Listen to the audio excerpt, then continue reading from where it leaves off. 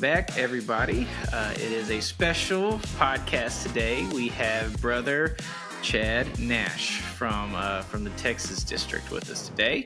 He is joining us for a Nationals preview podcast. So, as everyone I'm sure is aware, we have Nationals 2 weeks from the day we're recording this. So 2 weeks from right now, Chad, we're probably going to be hanging out at NABQT. So that's exciting.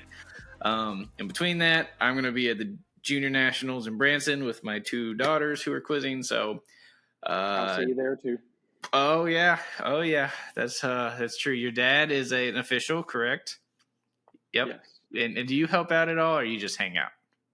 Just hanging out for juniors.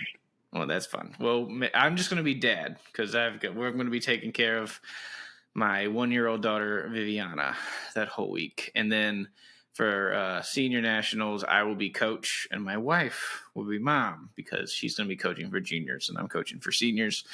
It's going to be a crazy week and a half, but it's the best time of the year, right? Right, Chad? Absolutely.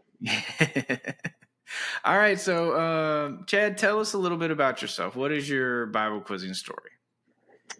Well, first of all, thanks for having me, Phil. I waited literally my entire life to be on a podcast talking about Bible quizzing, so consider this a dream fulfilled. I was beginning to think you really hated me. It took me so long to get my invite here. Stop. Not at all. I was waiting for the right time. This is the right time. No, what some people may not know is that you and I have these conversations all the time, just not with everyone else listening in. So, correct. along with a couple of other people. That's right. We have a super Bible quizzing nerd text group that, at certain times of the year pop up. We're like, did you see what happened at BQE? Files never to be released to the public. Of course, they are sealed. Again, thanks for having me on. I know you had a birthday earlier this week, so for the listening audience that may not be aware, happy birthday, buddy. You don't look a day over 47. I keep saying this, but if I had amnesia and in the hospital, they're like, how old are you? I'd be like 24. Sure. But I'm not. I am 34 and feeling it more and more day by day. But I've been. I was talking to Avery Wilson, who's been on the podcast a lot, obviously, and I was talking to him the other day, and I said, this is my 13th year coaching Bible quizzing, which kind of blew my mind when I said that out loud. So it's it's a lot, but it's been one of the best things I've ever done. I absolutely love it. So the only reason I can make the age jokes is because I've got you beat. So yes. So you finished quizzing in 2005. Correct. And I think earlier before we started recording, you said you started in the early 90s. That's correct. How's that make you feel? Well, even older now, but that's okay.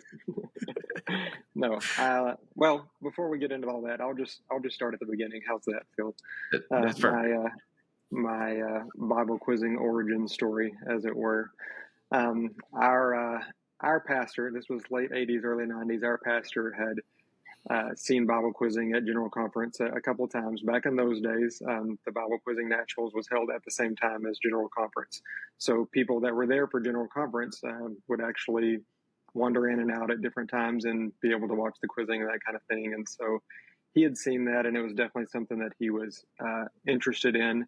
And in, I guess it probably would have been the fall of 1989, the Texas district asked to have the yearly coaches seminar in preview of the 1990 quiz season at our church. For whatever reason, they wanted to do it at a neutral church, a church that did not have a quiz team.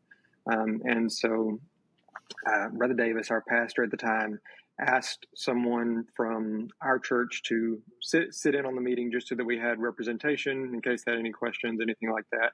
And so they sent someone over to the senior side. I'm not even sure who, but as luck would have it, Carrie Nash went and sat in on the junior side. And Brother Doyle Cressman, who was, I believe, from the Dallas area. He was a coach. He was talking in that meeting. And some of you may be familiar with, I think Colin has been at Urshan. I'm not sure if he's still with his son. Colin has been at Urshan. So that's a connection there that some of you may be aware of. But Brother Cressman was talking about Bible quizzing, and essentially he was talking about how if, as a parent, you make your child do anything, if you make your child go to school, if you make your child brush their teeth, if you make your child eat their vegetables, you should definitely be making them learn the Word of God. And something he said really resonated with my mom that day. And she walked out of that meeting and said, this is something that I've got to have for my babies as they're growing up. And so she went to our pastor and she said, this is something that we need to have in our church. And he said, well, if we need to have it, then you take it and let's have it. And she told my dad, this is something that we need to have. And he said, all right, you can have it and I'll be the bus driver. And I think the bus driving lasted about a tournament or two. And then after that, he was fully hooked and has been ever since. Now, time out real quick. Now, this is all in Lufkin, correct? Correct. Yeah. Okay, yeah. And I know you enough, Chad, to be able to say you're one of the more competitive people I've ever met in my entire life, and I'm guessing that's from your dad's side. I often tell people that I have OCD, obsessive competitive disorder. I do not know very many people that are more competitive than I am, but I get it honestly from both sides for sure. Mom and dad both are both very competitive. I had to leave an intense game of Catan to come and do the podcast with you tonight, and both of them were doing their best to beat me. So that's great. Oh my goodness. Yeah. So that quiz season would have been 1990. Our church started up and had a team. I was only 3 years old at the time, but I actually attended the quiz seminar that year. Mom said I laid on a blanket at the back and played quietly with my toys. So I was actually in that quiz seminar in the fall of '89. But that quiz season was 1990. That we had a team for a couple of years, and I started quizzing as a 5-year-old in 1992. And so that was my first year of quizzing. That year was actually the first half of Acts, just as we're doing this year, Acts 1 through 14. And so I did a couple of years of Acts. I quizzed in juniors for 6 years. And then around that time, there was a transition. Now the cutoff age for determining when you can be in which division, that cutoff date is January 1st. At one time, that date was either June 1st or July 1st. And that was the case when we started. But at some point during that time period, it got moved back to January 1st. So several of us who were in that January to June timeframe actually got an extra year of senior quizzing rather than junior quizzing because it shifted back during that time. And so I actually quizzed 6 years of juniors, but then got an extra year of senior quizzing, quizzed 8 years in seniors. And it really made a difference for me. And I can talk about more why in a little bit if you want me to, but having that first year in 1998 as a senior quizzer was a difference maker for me. I moved up and there was a guy from our church, Kurt Beckham. You can find his name in the back of the manual, as they say. Kurt Beckham was quizzing from our church that year, and he was a last year quizzer. And being able to be with him and watching him and how he did things was a game changer for me in terms of the way I saw what was possible with Bible quizzing. And so I quizzed in 98 and 99 as an experienced quizzer, 12 and 13-year-old. 2000 was the advent of the intermediate division.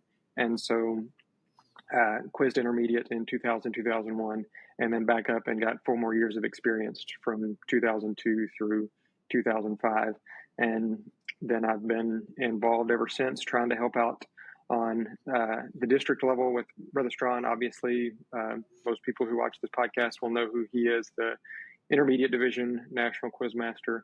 And so I have the privilege of helping him out and learning from him on the district level. And then I've also been writing questions, as many people know. I wrote some practice questions, and then I think you and I were trying to look before we started and figure out when it was 2016 or 2017. I started writing questions for BQE and have been attempting to do a good job at that ever since. Now, So how did that come about? How did you get involved as the senior BQE question writer? And I, I feel like most people know that, but maybe some people didn't. You do write all of the senior Bible quizzing extravaganza questions.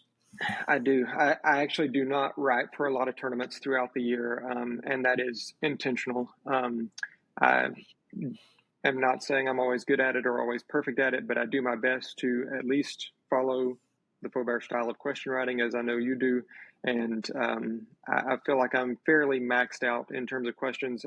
For BQE, I'm writing on roughly half the material, and between the prep set and the BQE set, I have to write 50 or 60 quizzes there. So I kind of feel like I'm maxed out, and I don't want to write low quality questions. I also don't want to have a lot of repeat questions. So I generally have just stuck with that. The last couple of years, I've also written Bayou Blast for Brother Masters. He's asked me to do that. And then I've taken that set and tacked onto it a little bit and sort of sold one final practice set for anybody that's looking for questions toward the end of the year. But just in terms of the events that I write for, my question writing is very limited. And like I said, that's out of design. But at the time, Brother Powers was actually the question provider for BQEs, and he could do that however he saw fit. He had used different question writers over time, and I think it was 2016 or 2017. He asked me if I'd be willing to fill that role, and I did, and been doing it ever since, for better or worse. Well, I do remember a specific year. It was 2017 that we won BQE in the intermediate division in the North Central, and after our BQE, there became a big shout of frustration at the difficulty of the questions. Now, I've come to enjoy the difficulty of the Chad Nash questions that we've come to know and love so well. I feel like they're challenging. They're not unfair. They're challenging. But there was a kind of a hubbub that year. So did that reach your ears at all that year? Almost every year that I have written questions, I've received both positive and negative feedback, and I try to take all of it with a grain of salt, regardless of which direction it's headed. When I first started writing, especially when I started being in contact with Brother Faubert, one of the first things he told me was, "You can't be married to your questions. You have to write the question, produce it, and then divorce yourself from it, and say, all right, now I have to look at this objectively as good question, bad question, valid or invalid, fair or unfair to the quizzer," and that's something that I've always tried to do. And I am not going to claim to have been a good question writer when I first started. Much like with anything else, you get better with time, I hope. And if they were rough the first couple of years, and there's anybody watching this that was subjected to that, I do apologize. I do feel like I've always had some strong points. I feel like they are generally relatively mistake-free in terms of, quizmasters needing a lot of replacements, those kinds of things, labeling correctly.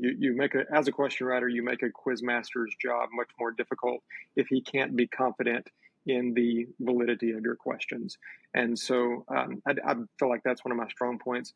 I do feel like they are more on the difficult end of things. And that's gone back and forth depending on the year also. For example, last year, anytime you do Paul, the writing is going to be of a higher level, and quite often your questions will track with the difficulty of the material.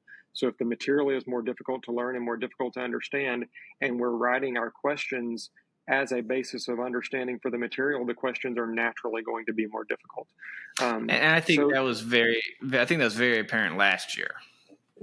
I definitely heard that feedback, but I'm not here to dissect Brother Faubert's questions, but I felt like the questions at the national level last year were more difficult than, say, the previous couple of years, So like I said... And this year, as far as state finals go, I think this year's material is easier. And it feels like, at least from my quizzer's perspective.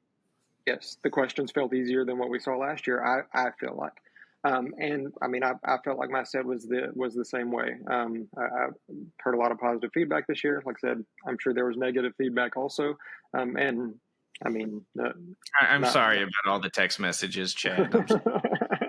I'm not just from you, Phil. I'm sure there were others. Well, it's always interesting because like I write questions too, and I just feel like you and I are very different. I write questions.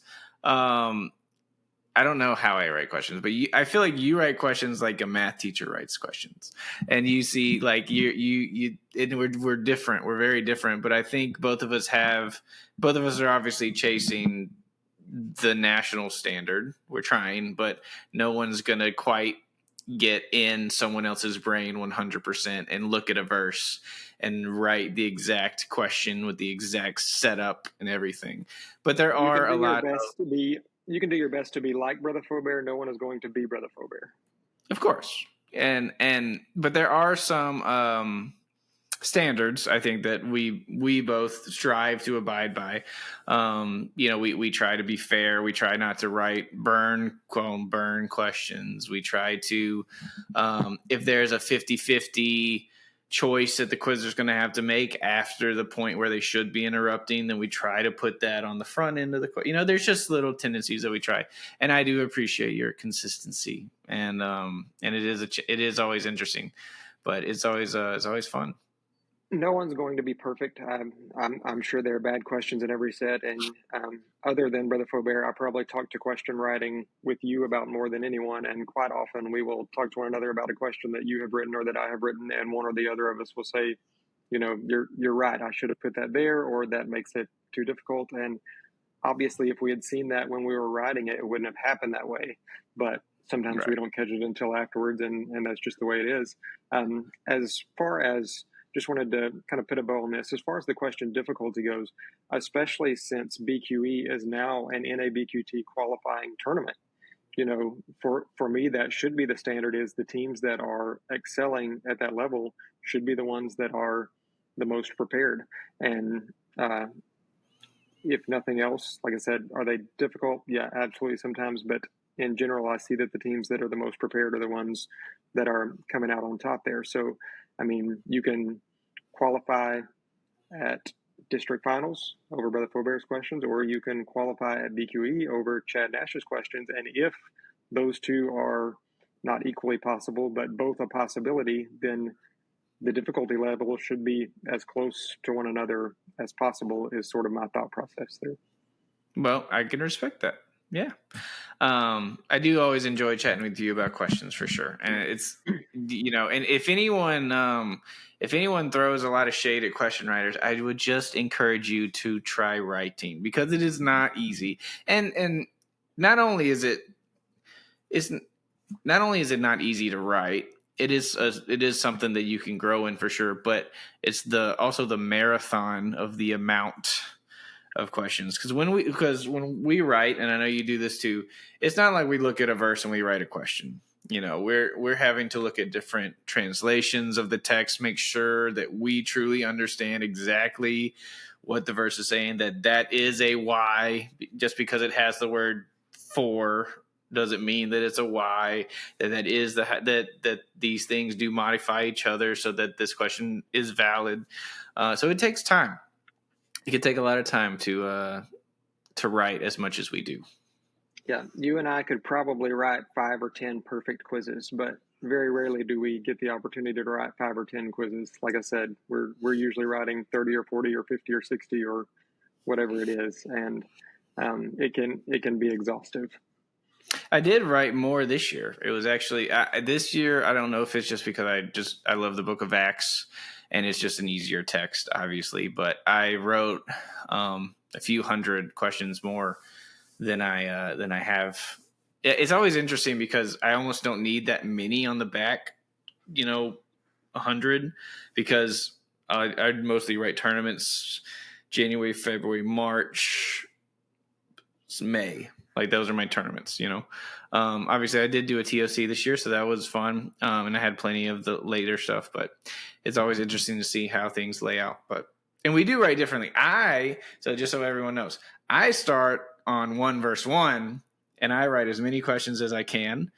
And then I look and say, okay, 1 and 2 together. Is there anything here? No? Okay. 1 verse 2. And then I write as many questions as I can. And that's my method. I have a spreadsheet and I highlight the verse that I last wrote on, and then I slowly, that Excel spreadsheet goes all the way down and is all grayed out once I'm done. But you write a little differently, right? I do. And I think probably the reason we do it differently, part of it's philosophical and part of it is probably the purposes for which we are writing. Correct me if I'm wrong, but I feel like you're sort of a work in progress throughout the year as you're adding more and more as material goes. Whereas with me writing, for example, for BQEs, I have set material that I'm writing over. I know exactly how many quizzes I need, exactly how many questions I need for the prep set and for the actual tournament set. I know what those totals are. I know how many of each type of question that I need. And so I write by chapter and by type of question, essentially. So I will go through and I will say, if I'm writing enough questions for 50 quizzes, I know that there are 5 direct 10-point questions in each quiz. So I need 250 direct 10-point questions out of the material. And then I will balance it across the chapters. So for example, if chapter 1 has 26 verses and chapter 2 has 47 verses, I'm not going to write 5 10-point directs out of chapter 1 and 5 10-point directs out of chapter 2. It's going to be percentage based. And if chapter 1 is 13% of the material, then I will write 13% of the direct 10-point questions out of chapter 1. So everything is as close to balanced as I can get it. And that's not to say that I don't have to go back and add a question or two here or there just to get enough questions every once in a while. But everything is as close to mathematically balanced throughout the material as is possible for me. And so you should be a math teacher. Maybe in my next life. Chad is a math teacher, correct? Yes. Do you feel like your math brain helps you and you see things mathematically in questions a little bit? Do you think that comes out at all? Question writing is both an art and a science, and I am a math teacher, but in high school I scored higher on my English tests. I mean, I'm an English brain also. I read a ton. I feel like grammar and syntax, I feel like I'm strong in those areas. So I think it's a decent balance in terms of the way I sort of look at things. Sometimes I think I might get too artistic. That might be an issue. Too flowery with the writing. I have sent texts to you and we're just like, why? It could be written. This is like the template way to do this. And you told me, you said, I think cheekily a little bit, variety is the spice of life, Phil. Fine. No, but I appreciate trying to get out of the cookie cutter question writing sometimes because I think quizzers appreciate that, and if maybe being creative with the question can help a quizzer understand the verse, then it's definitely worth doing. I never want to lose consistency when doing something like that, and I want it to be for a purpose. If I'm adding more words in there, is it to send the quizzer in a certain direction? Is it to let them know that this is going to be a long reading of a direct question that they need to wait on for a moment? I don't want to just throw it in there just because I can. If you do something like that, yes, you have a little bit of artistic license, but if you do something like that, you want to try to do it with a purpose. Am I actually helping the quizzer or the quiz master out on this question, as opposed to I'm just going to do it because I can? Right. Of course. And I think as question writers, I think both you and I will agree with this, and all question writers should, is our goal is to help to test quizzers' understanding of the material and to, if we can, help them understand what is actually happening in these verses. Because in senior Bible quizzing, as everyone says, it's more about understanding the context and what the scripture is saying than the regurgitating of the material, of the words on the paper. And I think you do a great job of that. So I appreciate it. And as often, it sounds like to everyone that you and I just send hateful text messages to each other all the time. But as often as we might disagree, just as often we'll ask one another, why did you do it this way? Or where is this coming from? And we'll explain it and say, well, I did it this way because without that, they could have went to this verse instead. And just as often we'll say, okay, that makes sense. right. I know why you did it that way now. So please don't think that Phil and I are constantly in conflict over question writing. Not at all. We are different, and that's a good thing. So we need variety of question writers for sure. Because if you and I wrote exactly the same, why should we both write? It's a good thing to have some differences, and it is not we're playing the same game. It's just we have different styles. That's how I think about it. And I think both of us. I think both of us do write questions that do help prepare quizzers for state finals.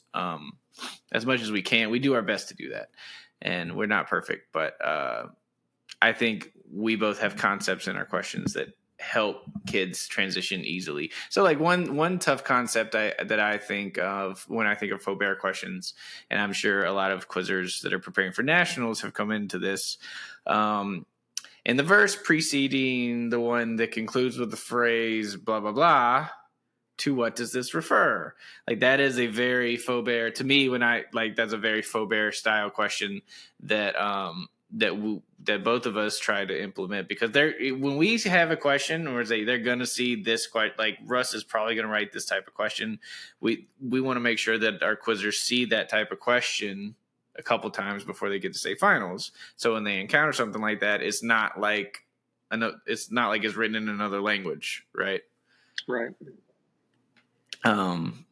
So I think this year has been a good transition for a lot of quizzers. It doesn't feel like a lot of quizzers have struggled with state finals like maybe some other years. Well, again, some of that goes to the material. I mean, so many quizzers are, especially if they've quizzed throughout their career, are so familiar with so many verses from the book of Acts. That just kind of gives you some confidence and eases things as you're going throughout the year. And the easier that makes things, the better you know the material, and the better you know the material, the better you're going to look at the quiz board. So again, I think some of that goes hand in hand with the material for sure. Well, that's enough about question writing, because you and I could probably talk about question writing forever. So I am already kind of excited about starting writing next year. I've got every year I kind of change a little bit. Like the stuff I prep to kind of help me write changes a little bit, and I get more and more expansive. And I'm excited to see what next year's material is, and to get started writing. So speaking of next year's material, we don't know. Truly, I asked you before this. We don't know next year's material. We have no clues. No one has told us. But if you had to guess, what do you think next year's material is going to be? I mean, I will say it only makes sense. What makes the most sense to me would be for them to do something that incorporates the back half of Acts. I know that in 92, 93, which, as I mentioned previously, were my first 2 years of junior quizzing, but in seniors that year, they did Acts 1 through 14 in 92 and Acts 15 through 28 in 93. So there's some level of precedent there for that. They certainly can make the decisions as they want to, but I would have thought that if that was not going to be the case, that we would have just done selected acts this year as they've done, I think, the last couple of times through the rotation. And there may be a reason that they elected not to do that as they did. That, no shade being thrown here. But it makes sense to me that if we did the first half, that they would do the back half.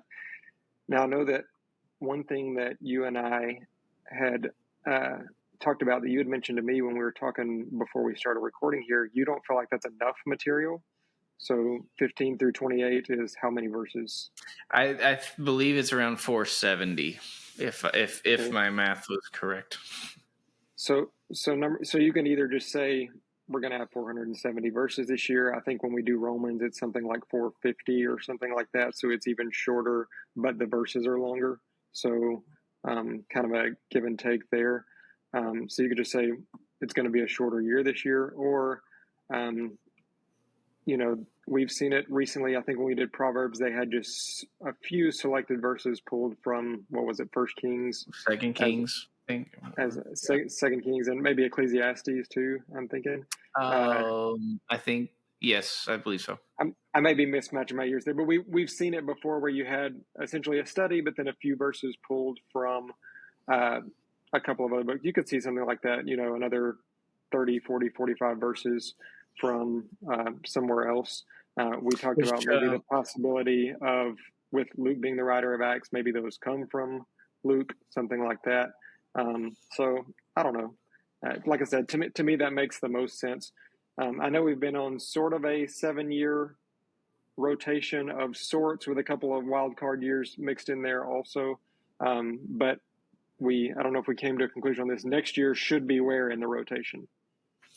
I feel like next year's kind of a random year or an epistle year. It kind of depends. The last time we did this, the 7 years ago for next year, it was Galatians and Hebrews. So, and then I believe a few from 2 Corinthians. Yes. And 2 years before that, we did Romans. So we did epistles and then Acts and then epistles again.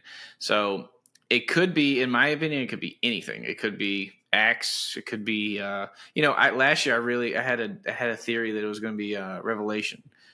No, that was 2 years ago. I had a theory before the epistles. We knew it was probably going to be Acts this year. But 2 years ago, before we found out it was all the Paul's epistles, I was like, what if we do Revelation? Because it made sense to me in my head. But I don't think we're going to do Revelation next year. But it could just be anything. So now, did you ever quiz on the Old Testament? I did Psalms once in juniors and once in seniors. I did Proverbs my first year of seniors.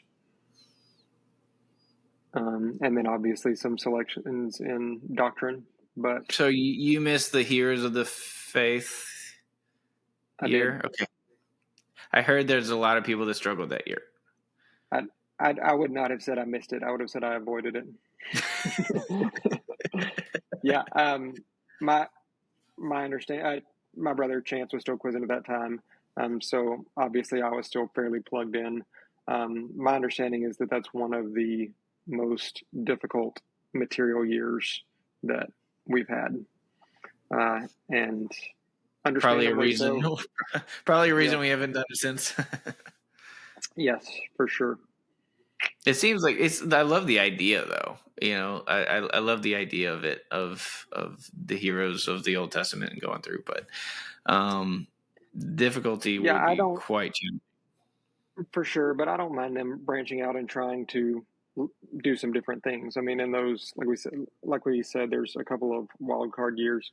I mean, we know some of the things that work. If a quizzer goes through a 7-year rotation in seniors, you want them to do Psalms, you want them to do Acts, you want them to do doctrine, you want them to get some of Paul's writings. But in those other years, no issue with branching out and trying some different things and getting a different perspective. All right. So, like we said, Nationals is 2 weeks away from this recording. What can new coaches or coaches that have not been to Nationals or quizzers that haven't been to Nationals, what can they expect at NABQT this year?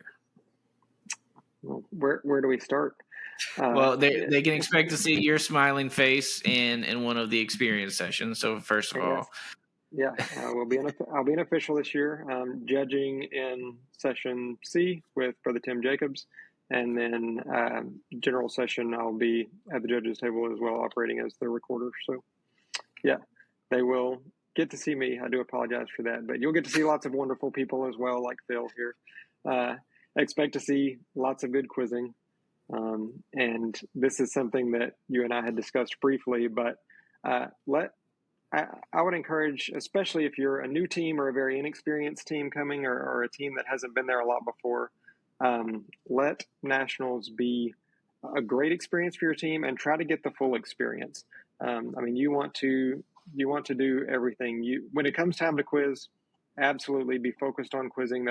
that's one of the primary reasons that you're there. You probably worked very hard to get there. Your kids have spent somewhere between 6 or 7 and 8 or 9 months learning the material and preparing. So when it comes time to quiz, get them focused and make sure that that's where their mind is at. But there are a lot of other aspects and elements that are very important as well. Make sure that your quizzers are at the morning prayer sessions and at the devotions. The devotions at NABQT will be some of the most life-changing that you will ever sit in. Make sure that they come to prayer and share. Make sure that your quizzers participate in the late night festivities, hanging out with all the other quizzers, provided they do so in a way that does not disturb the other hotel guests. Yes, there's been quite a few hotel employees that get upset I feel like unfairly our quizzers are just hanging out quietly and nicely and neatly, and they're like, nope, go to bed. And we're like, we're hanging out here. We never see each other, so it is always fun hanging out in the hotel lobby at 3 a.m. I've seen it both ways. I've seen unreasonable hotel employees, and I've seen quizzers who probably needed a little bit more self-control. All right. So I love everything you said. Some of the devotionals that we've sat through, I remember Brother Bachelor's was incredible. I remember Brother Eli Hernandez, the late Eli Hernandez, his in 2019 was life-changing for us. I remember Sister Claudette Walker's it just absolutely changed a lot of people's perspective on Bible quizzing back in 2016. It was incredible. And it got Avery Wilson. It was his dad was just hanging out at that Nationals, and he had helped some with Avery quoting and whatnot, but he wasn't he liked Bible quizzing, but he wasn't all in on Bible quizzing. And he heard Sister Walker's 2 devotions, and he was like, "This is the greatest ministry in the world, and I'm all in, and I want to be a part." And he became my assistant coach after that, and he was an awesome assistant coach. It was great.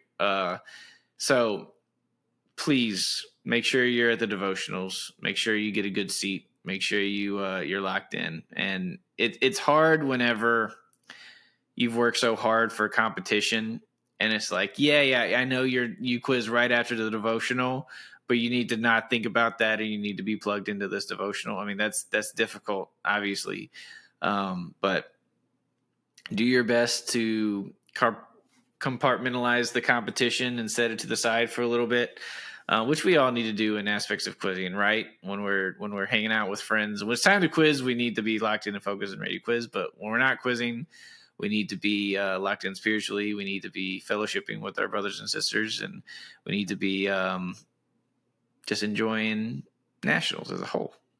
Yeah, coaches don't rob your quizzers, and quizzers don't rob yourselves of any part of the experience. As I mentioned earlier, yes, the quizzing is important, but you can go 0-2 and have a successful Nationals if one of your quizzers walks away from one of the devotionals with something that they needed in their life. Much more important than anything you could have gotten at the quiz board. And we didn't hammer on my senior quizzing career too heavily earlier, but at my last Nationals, one of the most life-changing moments I ever had in quizzing came in one of those morning prayer sessions, which, not something that you would think would seem to be the focus of NABQT, but just kind of had a God moment there, and walked away from it with a different perspective than I had ever had before. So, like I said, don't take away any part of that experience from your quizzers. Let them get everything out of Nationals that they can at the quiz board and away from it. I did not set up this podcast with the idea of comparing your senior quiz career to mine, because there is no comparison. You were actually a good quizzer, from what I've heard. I wasn't around to see it, but I was not. So congrats on a great senior quizzing career. But you were talking about going 0-2 and still having a successful Nationals. I remember something that Sister Matthews, who is, I believe, the intermediate B session quizmaster, she talked about on our podcast together that her daughter Lauren, who was an incredible quizzer, who was my age, that I quizzed against in Louisiana. They won nationals multiple times, but Lauren has told her that her favorite nationals, or okay, maybe not favorite, the nationals she had the most fun was when they went 0-2, and she got to. In fairness, they probably had to have a little more time to have fun that nationals than when they were quizzing 8 or 9 times. Exactly. So, there you can still have a great time, even if the competition side of things don't end up where they need to. And I believe mathematically, 25% of the teams are going to go 0-2. Is that mathematically right? Okay, good. Ha, nailed it. So roughly, we'll call it roughly. So, I mean, roughly 25% of the teams are going 0-2.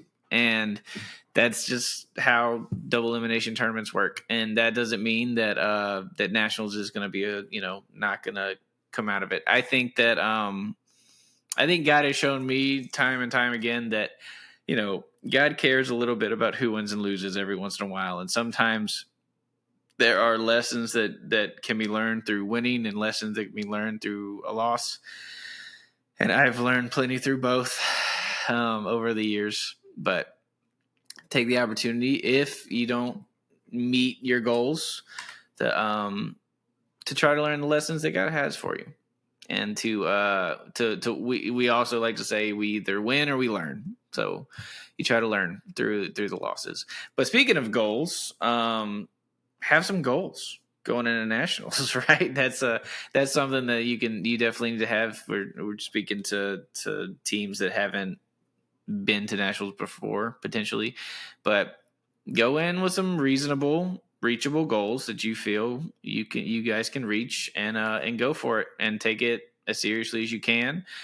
Put your best foot forward. Get your quizzers to eat well and sleep well, and have the right mindset and attitude. Okay, whatever. There's you don't eat junk.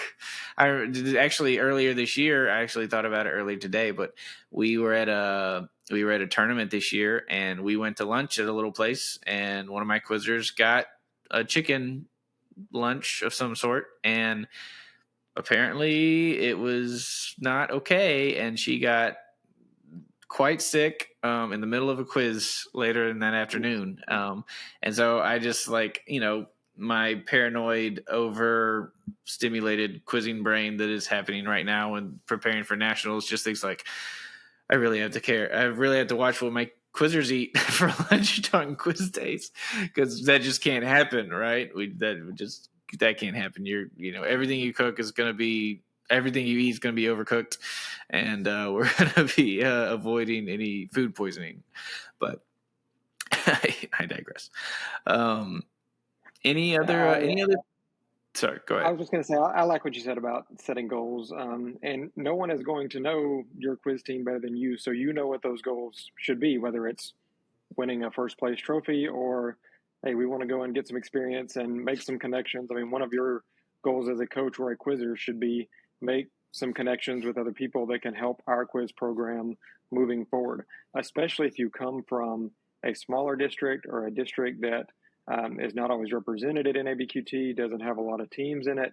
I mean, this is a great opportunity for you to build that Bible quizzing network, and which is awesome on a number of levels. I mean, if you are around Bible quizzing for any period of time, you'll hear people talk about the Bible quizzing family, which is cliched and incredibly true both at the same time, because there really is nothing like it. But beyond just that family element, in terms of building and helping your program, if you can connect with those more experienced coaches and or quizzers that you can reach out to throughout the course of the year, especially if it's not someone from your district or your region, so there's not sort of that competitive aspect there. And most people, even if there is, don't have an issue with helping other people out when it comes to quizzing. But if you can build those connections and say, all right, this is a way that I can strengthen myself, strengthen my own ability as a coach, strengthen our quizzers' abilities, is to have them connected to these other people.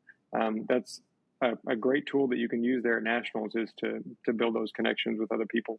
I mean, I know as a quizzer personally, I was helped as a quizzer my last couple of years because I was connected with a couple of other highly motivated quizzers, and I mean, we were pushing each other all the time, and we were, not located in the same district, but we were in contact all the time. That was back in the days of instant messaging on the computer, and almost every night we had a little group chat going of quizzers, and we were asking one another cross-reference questions and everything else. So all the current quizzers are like AOL. What's AOL? I was an AOL kid too. I get it. But no, I agree. I look back 12, 13 years ago at what I knew as a coach to now, and what I know, like the vast majority of what I know now is from connections I made through Bible quizzing and other coaches, district coordinators, quiz masters that poured into me, and that I appreciate immensely. And I'm so thankful for the Bible quizzing family, the cliche thing that is oh so true, like you said. It really is a family. And gosh, I mean, we said it's the best week or the best time of the year. I mean, we mean it when we say it. Eric was supposed to be on the podcast tonight, but unfortunately he got pulled in some other things. He has a lot of awesome life events he's going through right now. But it really is like the best week of the year. And we did get into the Embassy Suites hotel. We didn't at first, but we were able to get rooms in the hotel. And when we didn't have rooms, Eric was like, "It's not okay. Like, you have to be at the hotel because like we're hanging out the whole week. Like it's the best week of the year. You have to be there." And I was like, "Okay, we're working on it." So yeah, I will be in a hotel room with all three of my children and my wife. So pray for me. But it'll be fun.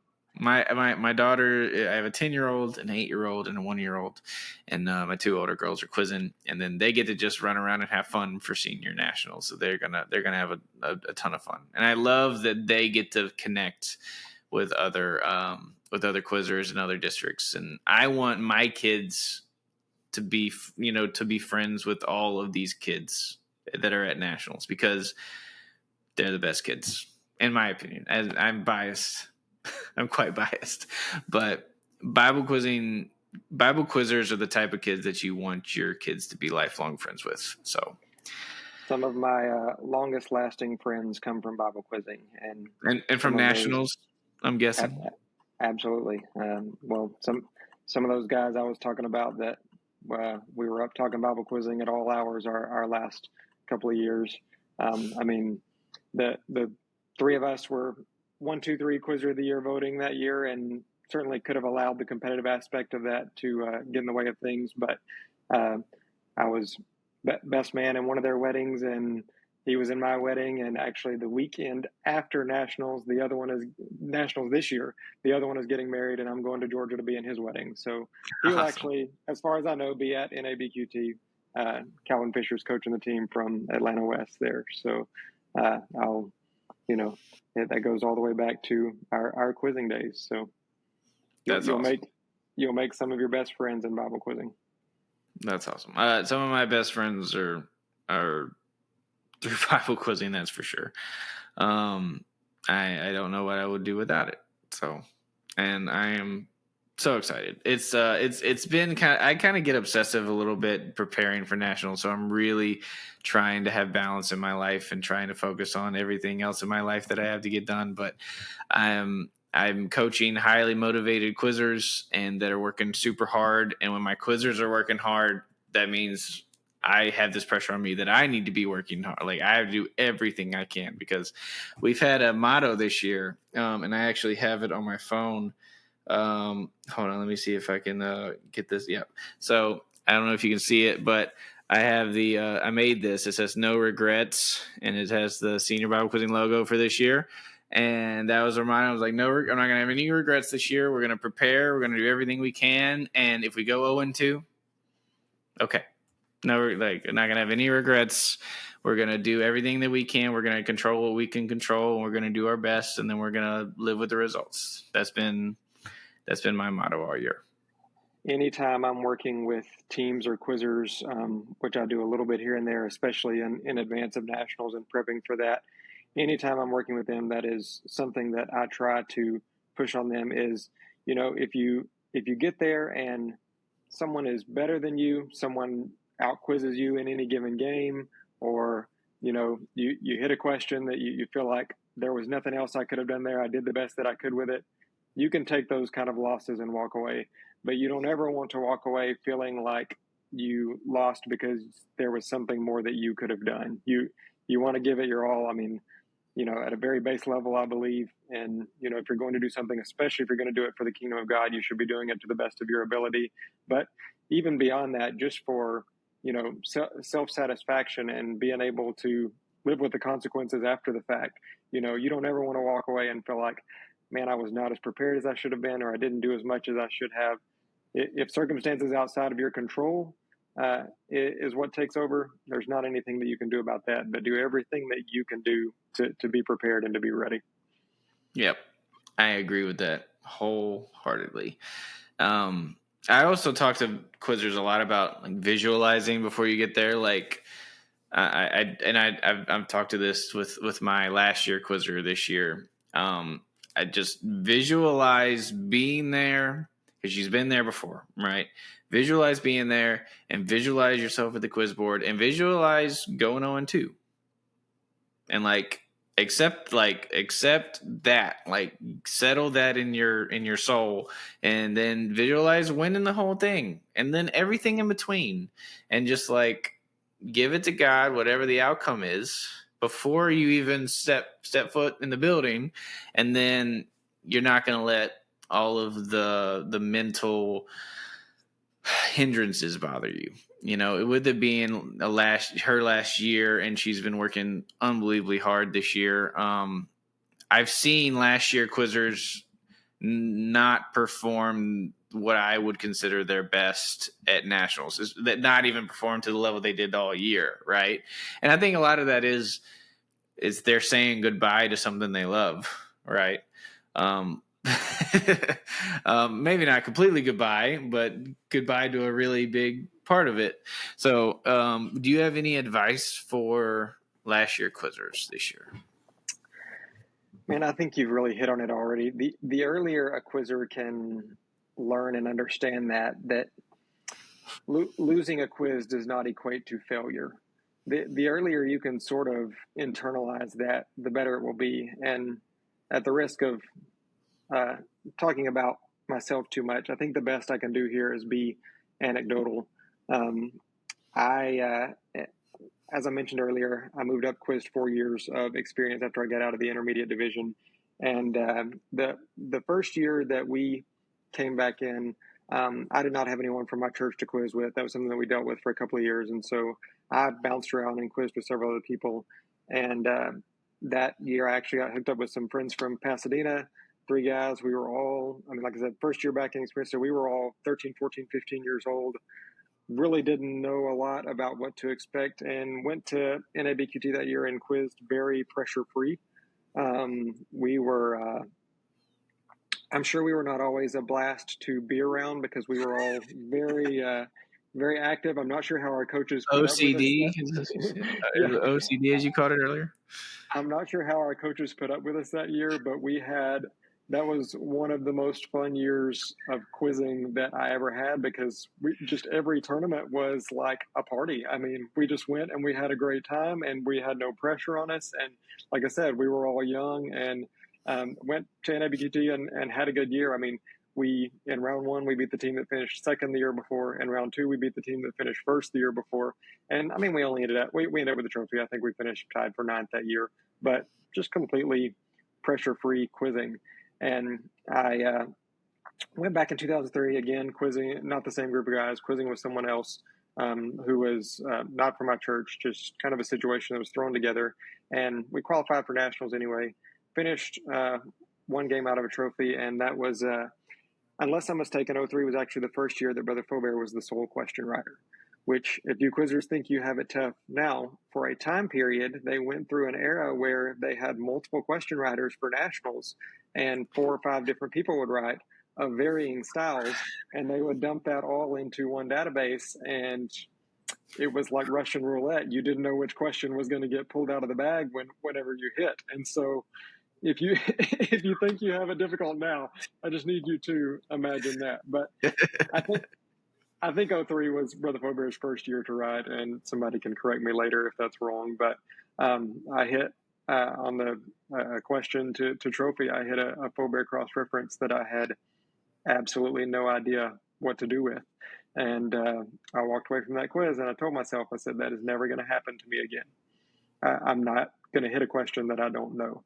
And so, oh wow, that's big. Not saying that worked. I'm just saying that was the mindset, that was the goal. And That's so, an awesome like it. I've talked to multiple quizzers that have had that moment. I think Sister Matthews, calling back to that again. I think she said her daughter Lauren had that same moment.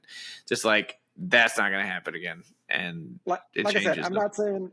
not saying that was successful, but I knew I was not as prepared for that NABQT as I needed to be. And despite that, we were still kind of on the brink there. And so I said, all right, we may lose again. That's probably going to happen. But if I do, I don't ever want it to be because I feel like I didn't do everything that I could. And so my last 2 years were a different story. I mean, I was a different quizzer than I had ever been before. And that's not to say we didn't have some level of success before, but I was a different person just in terms of my approach and my study in a lot of different ways. And so obviously we had some success in '04, had a good team throughout the year in 2005. And I kind of walked into NABQT this year. And this is something that I told in my last year's speech. So for those that have been around that long, you have heard this before. But I walked into NABQT that year with an improper mindset. I walked in with the idea that anything short of a national championship that year was going to be a failure on my part. And it was an incorrect way to judge myself, I think is probably the best way that I can put it, because, and now of course I preach this wholeheartedly looking back with 2020 hindsight and a whole lot more wisdom. I can look back and I can say there are so many measures to success that have absolutely nothing to do with what you do at the quiz board.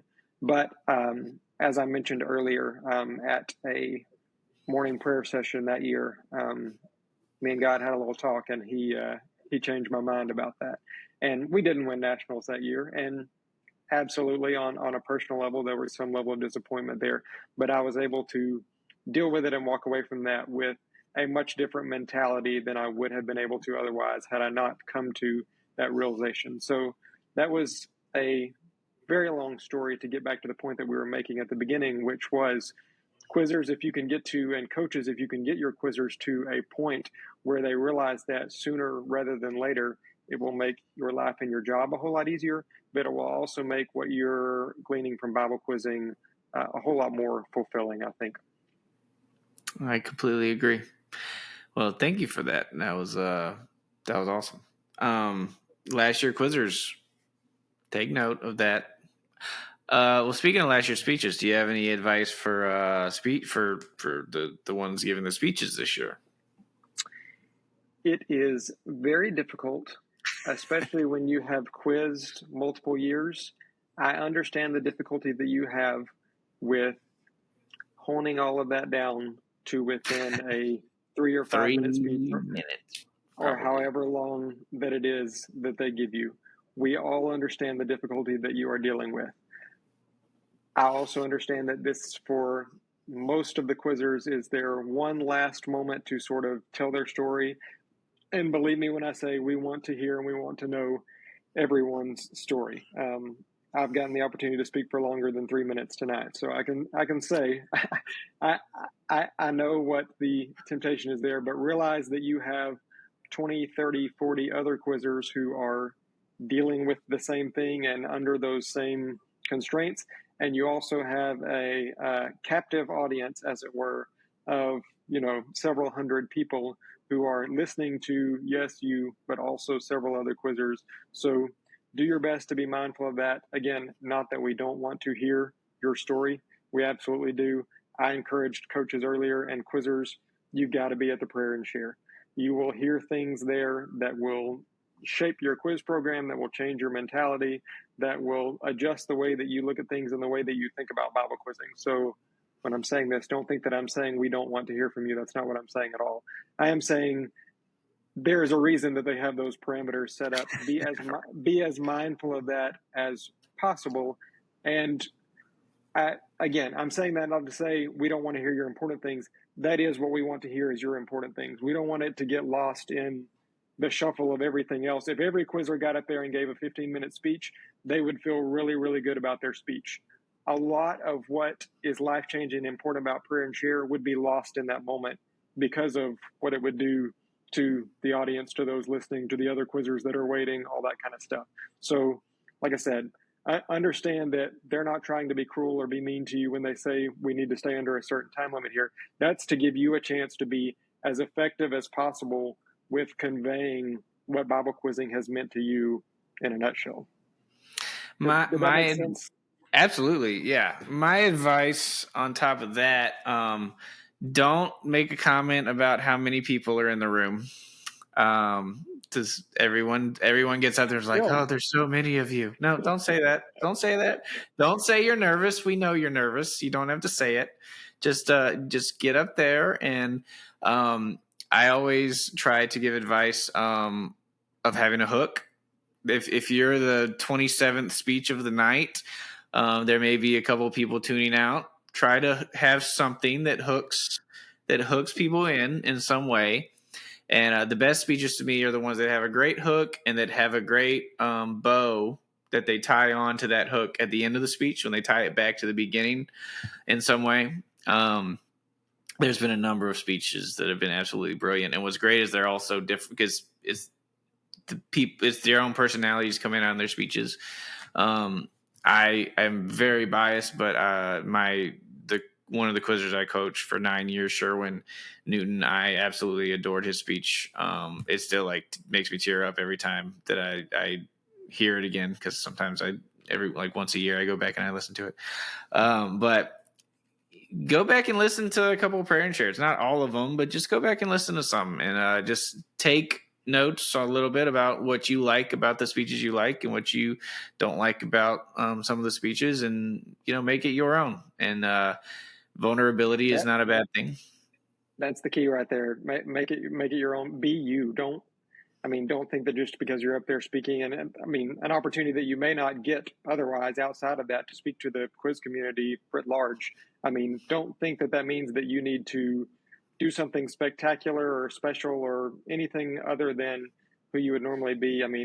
We've seen the quizzers who got up there and tried to do too much, as it were, got up there and tried to preach a sermon when they didn't even feel a call to be a preacher, and that's not what that time is for. That time is for you to be you and to tell what Bible quizzing meant to you on a personal level. That's going to resonate so much more than getting up there and being who you think other people think you need to be.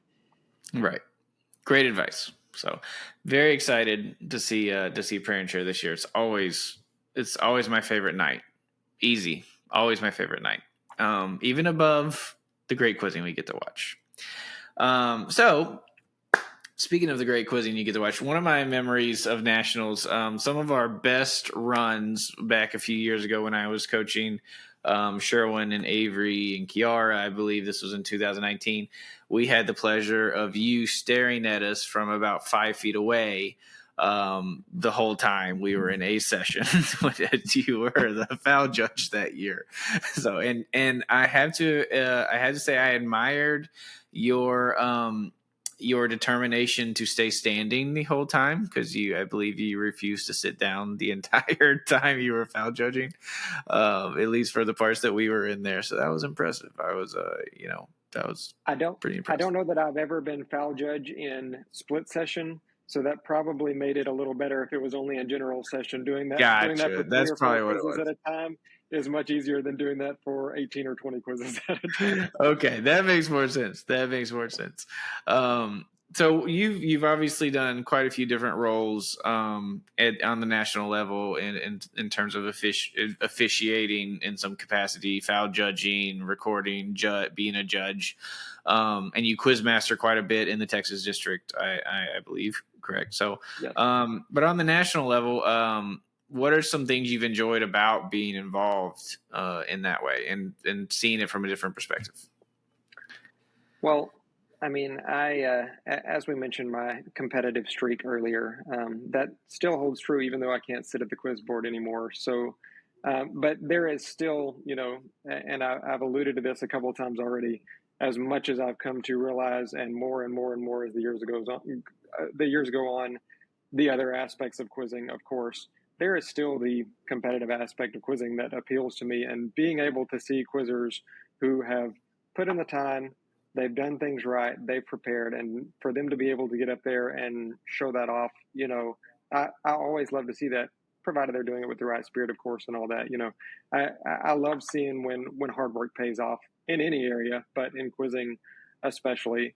And of course, I have the benefit of sitting there looking at the question most of the time, and having spent a lot of time with Brother Faubert's questions, as I'm sure that you have, and generally by that point, having spent a lot of time writing and reading and researching over the material, most of the time I know when a quizzer hits, good hit, great hit, difficult hit. Okay, if they are prepared to this level of X, they will get this, but if they're not, they're not going to. And it's really a unique way to gauge, how much time a quizzer has put in there. And I think, especially when you think about them, and I do not want to go very deep into the subject, but when you think about Quizzer of the Year voting and all that, those kinds of things, and sometimes people are surprised by who is standing on stage, I have to realize that the officials, especially ones who have seen quizzers throughout the year, have an entirely different perspective than those who are just sitting in the audience seeing right, wrong, and a high score ribbon. So just something to keep in mind there. But I love that aspect of it, looking at it and knowing, all right, this quizzer knows their stuff. That was a perfect hit, and seeing them being able to, as it were, read the question off the paper, I will never get tired of it. I am a little jealous. I'm not gonna lie. I do always enjoy judging, or I've had a couple opportunities to quizmaster here and there, and that always makes me nervous because I feel like and I'm sure you do. We hold ourselves to a very high standard when it comes to actually quizmastering, and we want to not make incorrect rulings as much as possible. But no one's perfect. But judging at nationals would be so much fun, but not as much fun as coaching for me. Coaching is just such a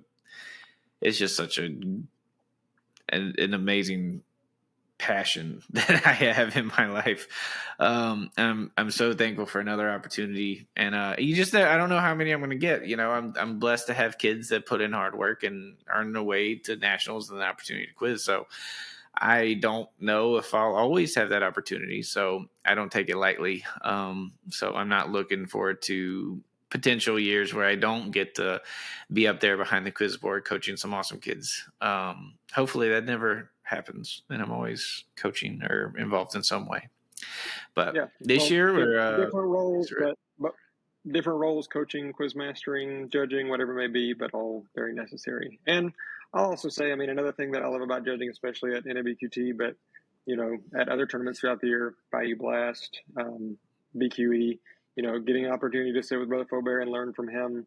I mean, if we're striving for that standard, which I think we should be in, fairness and consistency to the quizzers, being able to listen to what his thought process is, how he rules on things, the way that he looks at a question. And, I mean, in mine and your defense, going back to something we talked about earlier, occasionally he will look at a question that he has written and say, I don't know why I did it that way, get rid of it, or it would have been better if it was this way. So, again, not trying to make too many excuses for you and I as question writers, but even he as the standard is not perfect. And again, being able to see that thought process and that perspective is great for me in the role that I'm filling right now, and being able to apply that throughout the rest of the year. I have said this before, but there's been I had a moment at BQE a few years back, and I don't know if I was writing at this point or not. But I was judging with Brother Faubert at BQE, and the quizzer buzzes in and answers the question, and Brother Faubert does this thing where he pulls his phone out and he kind of does this on the forehead, and he's contemplating, and I'm sitting there and I have the quiz in front of me, so I see the question and I pull up the material and I'm looking at it, and I remember thinking, like, I know what Brother Faubert's thinking. he's trying to figure out if this and this, if this is this way, and does that make him incorrect, and blah blah blah. And then Brother Faubert comes over, and he is about 3 planes higher than me in his where he's at and what he's thinking about. And that just showed me like, all right, there's we're not playing the same game. He's playing a whole different sport. That's how I felt at that time. But I would love to be there and hear more of the conversations just to learn from him. If he was already doing the head scrunch, you were not even thinking in the right language anymore. I can go ahead and tell you. Have you had any similar? Now, obviously, Chad, you're a few planes above as well.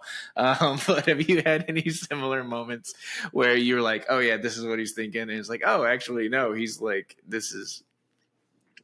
Sure, absolutely. I mean, sometimes he comes over and we're on the same page immediately, and sometimes he comes over and I'm like, all right, I did not even see that. And every once in a blue moon, once or twice, I'll say something and he'll say, I didn't see it that way. So, that's sort of the role. The role of the judges is not to make a decision. The role of the judges is to arm the quizmaster with enough information that he feels that he's making the best decision. So, right. I don't, whether I'm quizmastering or judging, whichever side of that I'm falling on, I generally do not look at this as a democratic vote.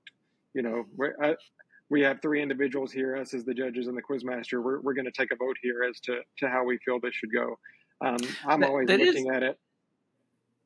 That is kind of interesting because I feel like a lot of quizmasters do kind of like, okay, if one of the judges agrees with me, then I'm okay with it. It's kind of like a majority decision, and I'm not all of them, but that is kind of interesting. And I think that is a good thing to talk about as a role in nationals as a judge. A lot of coaches step in to judge all year long. So what advice would you give them as far as mindset of a judge? I like this a lot. So to sort of finish that thought there, I really don't even have as much of an issue with you. I mean, obviously there are going to be disagreements. People are going to see things a different way, and at some point you got to make a decision and move on. So, but I even see quizmasters who, if both of the judges disagree with them, they will go and they'll change their own ruling. And again, to me, no issue with quizmasters that handle things that way, but that is not the role of the judge. The role of the judge is not to sway the quizmaster one way or the other. Like I said, to me, the role of a judge is to provide the quizmaster with as much information as you think is necessary. The burden ultimately falls upon him, and he's going to be the one that people look to when a question is ruled correct or incorrect. So, that's something that a quizmaster has to feel comfortable with. And obviously, quizmastering throughout the year, you deal with various levels of judges. And that is one of the best places for a coach to learn throughout the course of the year, is to come and sit at the judges table with an experienced quizmaster or another experienced coach, and to be able to talk through some of those things. I don't understand why he's ruling this way. I don't understand why the quizzer is incorrect in this case, and being able to learn from that. But if you're coming up as a judge, even at a district tournament, if you're coming up as a judge, I think your role is, number one, to point out if something is obviously incorrect. The quizmaster labels the question wrong, or a quizzer very obviously leaves out a word or a phrase on a quotation question or whatever it is. And again, speaking from the mind of a quizmaster, sometimes we get so involved we're reading ahead to the next question, or something happens and we lose focus for a second, or we just misspeak. These things happen. You say chapter 7 instead of chapter 17 or whatever it is, and you don't even realize it in the moment. You're just reading through the question. As a judge, if you are confident that a quizmaster said something that is obviously incorrect, or a quizzer said something that is obviously incorrect, your role is absolutely to stop him and call him over. Don't let him move on to the next question. Don't, I see a lot of judges that are hesitant. Oh, I wasn't sure. I didn't know if I should say something. It's much better to take 10 seconds and figure out, yeah, that's actually what happened, or it's not, than to move on and have an incorrect ruling or an incorrect response or whatever it is in that case. So number one role as a judge is, if something is obviously incorrect, point it out as soon as you think is feasible. Okay. And then secondly, like I said, I think your role is to provide the quizmaster with enough information that he can make a decision that he feels confident in, whether that is no, this is actually what I heard, or I see it this way, or, well, I'm looking at another translation here and this is how it renders it. Those are all good pieces of information for a quizmaster to have. It should never become combative or argumentative between a judge and a quizmaster. And then number three, I would say that the third thing that I would do as a judge, your role as a judge, is to leave everything that happened there at the judging table. Whether the quizmaster made a decision that you agreed with or didn't agree with, whether you liked everything that he did or not, you both did your best in your roles for that quiz. When that quiz is over, it's time to walk away and leave it there. A quizmaster should never feel like a judge is walking away from that table and throwing him under the bus and saying, oh, well, I thought your kid was actually correct, but the quizmaster ruled him wrong anyway. If that's the way that you're handling things as a judge, that's not a role that you need to step in and fill anymore. So you always want the quizmaster to feel like you've got his back, that you're doing your best to support him. And whatever happened to that judge's table, even if we disagreed, we're both working overall for the good of the program and to do what's best and to do what's right by kids. And so when we get done at the end of the quiz and we both have done that to the best of our ability, we're going to walk away knowing that we had that same goal in mind. I like that. That's very well said. And I think that's something that not a lot of coaches know or even think about. You're just filling in a role and you don't know much about it, much about what, like how you should mentally approach this role that you're sitting in.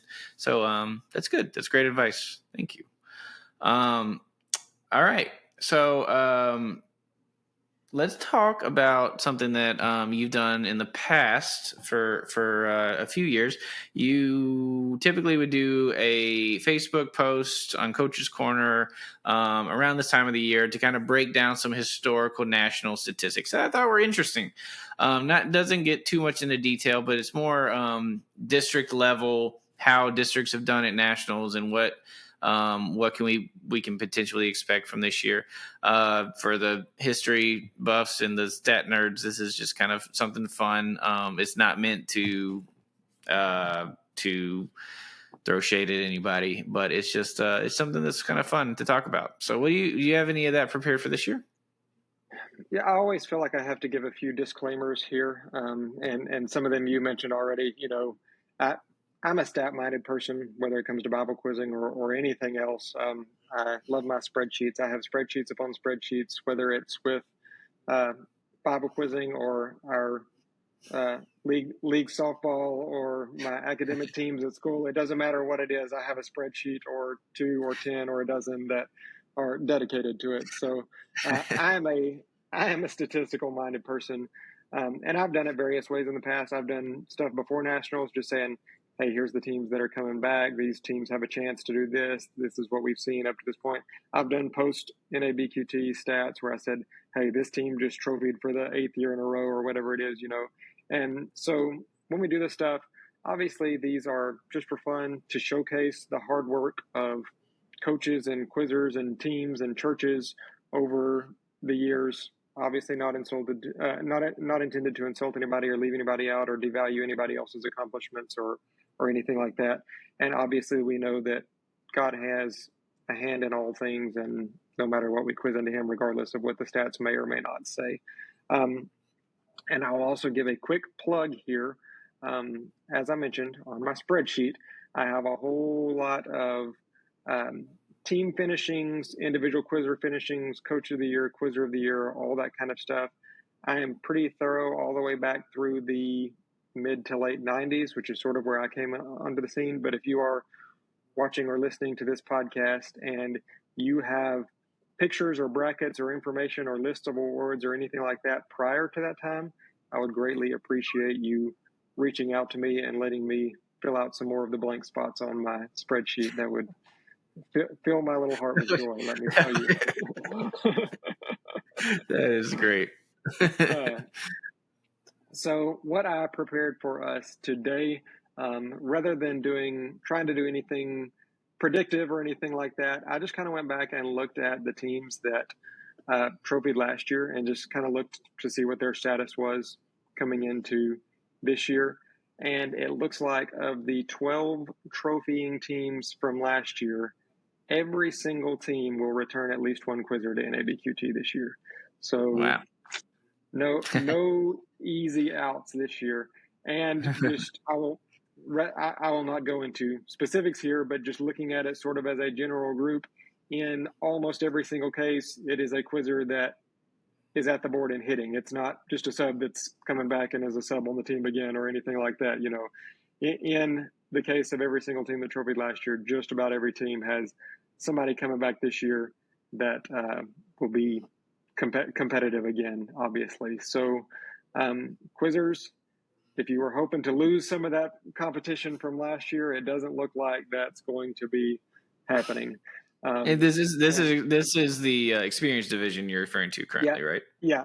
Looking at the experienced teams from last year who trophied, most of them are going to be coming back again this year. And that includes, I'm not going to go through every single one in detail here, I don't think, but the first place team from last year, Alexandria Fall, obviously Lincoln's back, quizzing with Robert Nelson, who I think also has a national championship from a previous year under his belt, if I'm remembering correctly, at least a top 4 finish I know of. O'Fallon was second last year. I know that both Timmy and Kaylee are back this year and now as a combo team with Heron, if I was looking correctly. That is correct. Nacogdoches last year, Dave was one of the runners-up for Quizzer of the Year last year, obviously aged out, but Samuel, who was on that team, is back, and they are a combo team, Nacogdoches Gilmer this year. Which shout out to that. His Jonathan Matthews is part of our Scripture Dive series, and his little sister, Caitlin, is quizzing with Sam, and she's quizzing great. They've been quizzing great lately. Absolutely, she was Quizzer of the Year in the Texas District this year, so great job by her. Sacramento Concord was the 4th place team last year, and I know that Esther and Jacqueline are back from that team as I think they're coming back as Western 3 this year.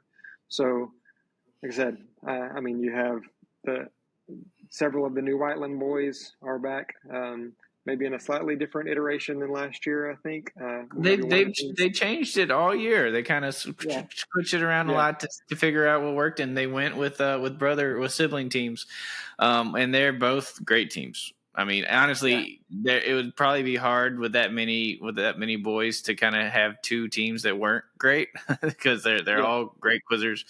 But yeah, they'll definitely be a force this year. Yeah, I know they had one quizzer age out last year, but they still have the rest of them that are back and going strong, it looked like. Gainesville returned both Riley and Walker. Liberty, I know Lane and Zachary are both back. Greenville, South Carolina, I believe Sarah aged out last year, but 2 of her siblings are back, I believe.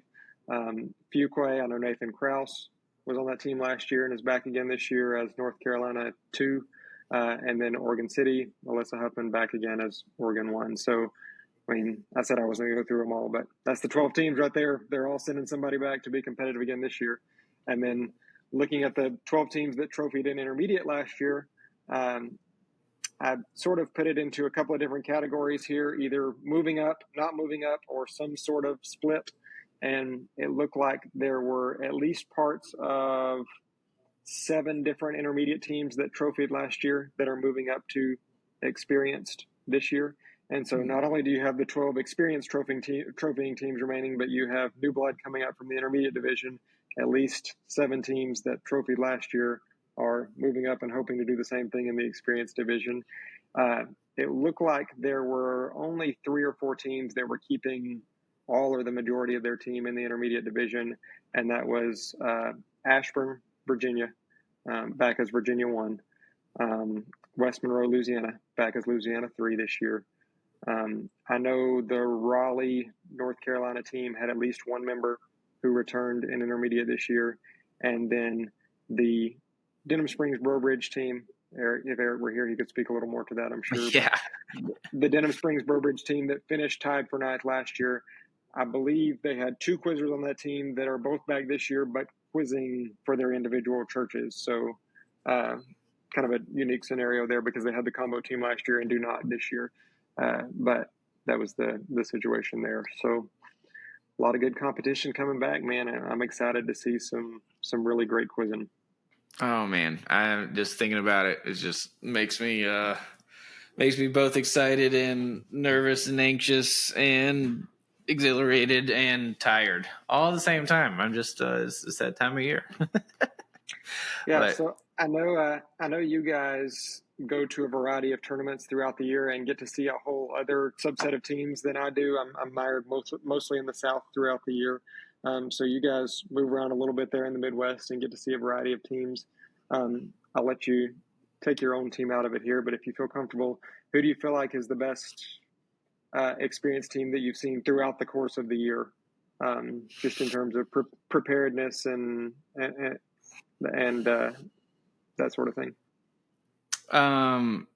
So we've had a lot of great quizzing throughout the year. We're obviously privileged to live pretty close to in St. Louis and Indianapolis, where a lot of great tournaments take place. We really enjoyed Chase Marshall this year. We really enjoyed our TOC in Indianapolis this year. As far as preparedness, the Liberty team in Missouri at BQE this year was just lights out. Lane is a friend of the show. He's awesome. He does a lot of our reels and stuff. All of our reels on Instagram, actually. Thanks, Lane. But I told you this. I said if there was one quizzer that got in your head, which is a scary place for BQE, it was Lane.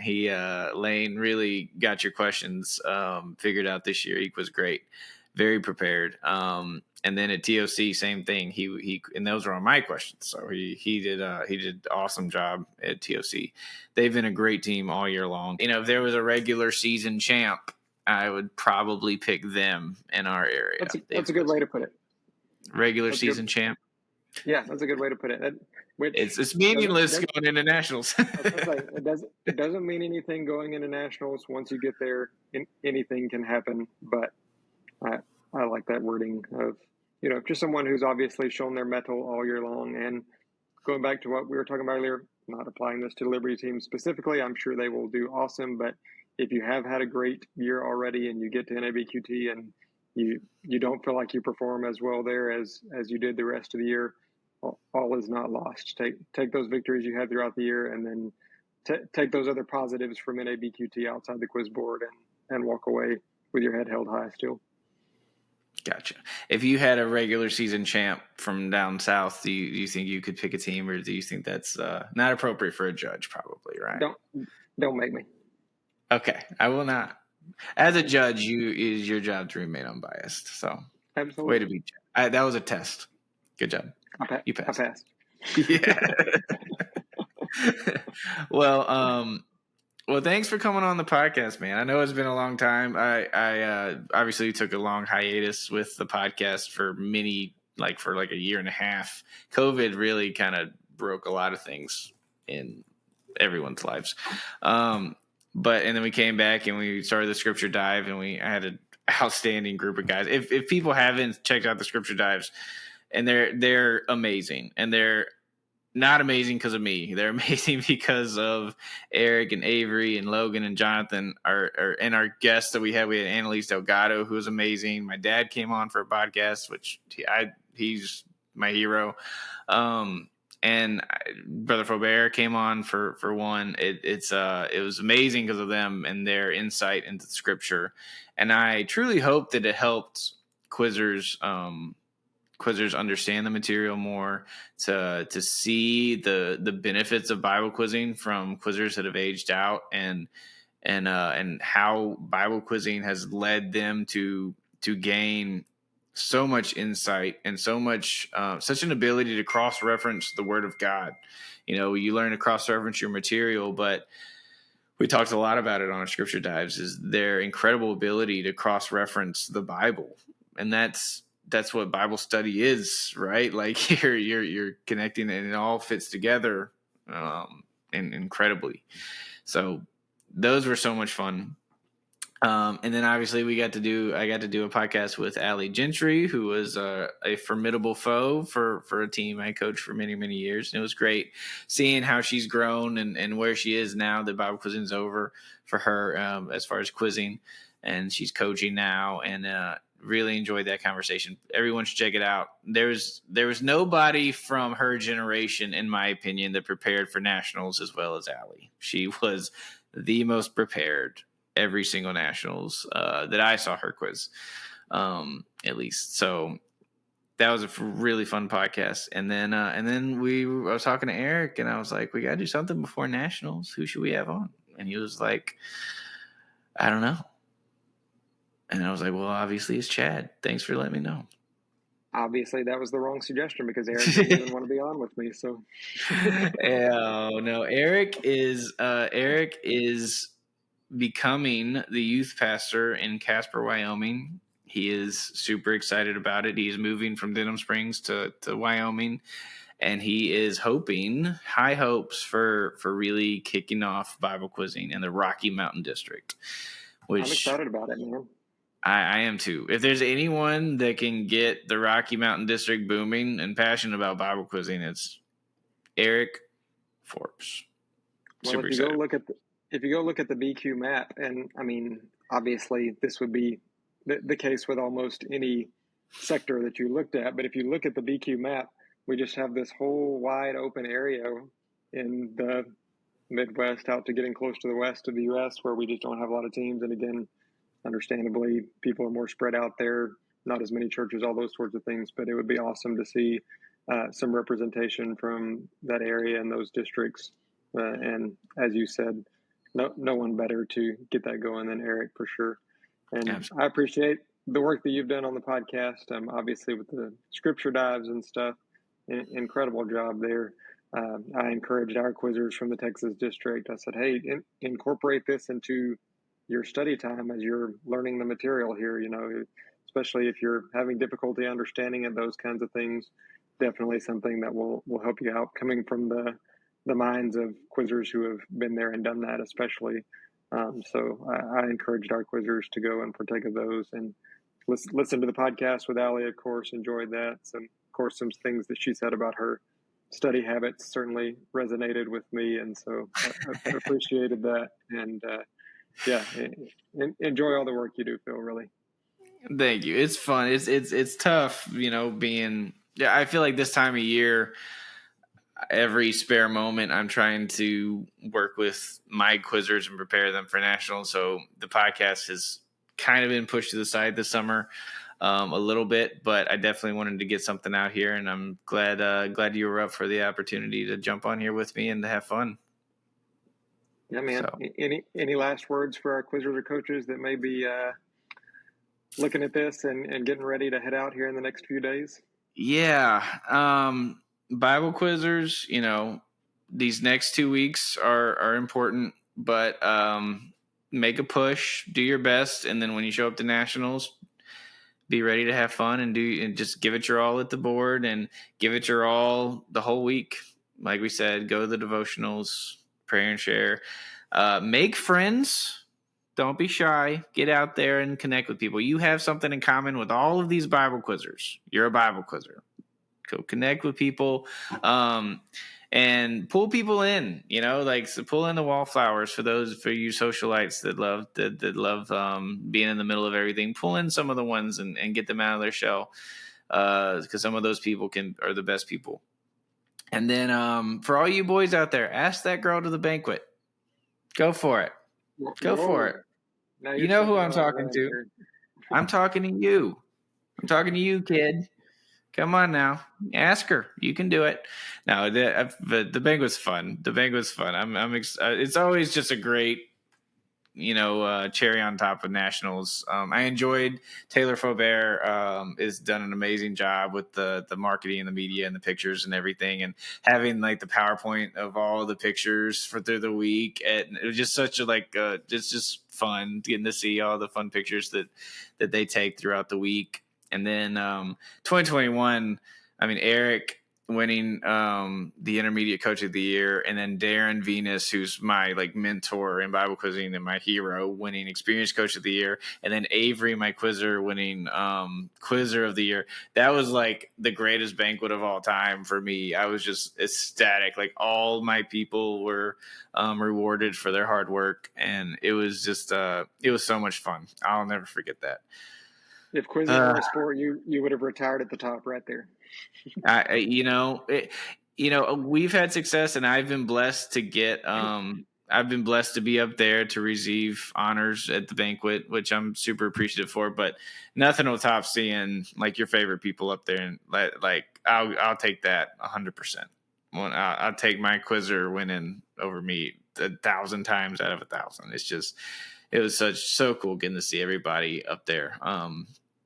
So hoping that we have a great year. I'm hoping that, we come out of it feeling great about how we ended up, no matter where we play, no matter if we go into whatever. I just hope we feel great about how we quizzed and about our year. I know I am very, very proud of how my quizzers have worked and prepared, and really excited to see how things shape up. So last advice, have fun. And just enjoy it and put God first and trust him. Our mantra this year has been trust God, trust the work you put in, trust your teammates, trust your coaches, and go quiz. So Absolutely. That's my advice. Well, thanks everybody, and don't hesitate to come up and introduce yourself if we haven't met, and come hang out. And excited to see all of you and everybody. Make sure you meet Chad and give him a big hug as soon as you see him, and say, "You're my hero," because he's mine.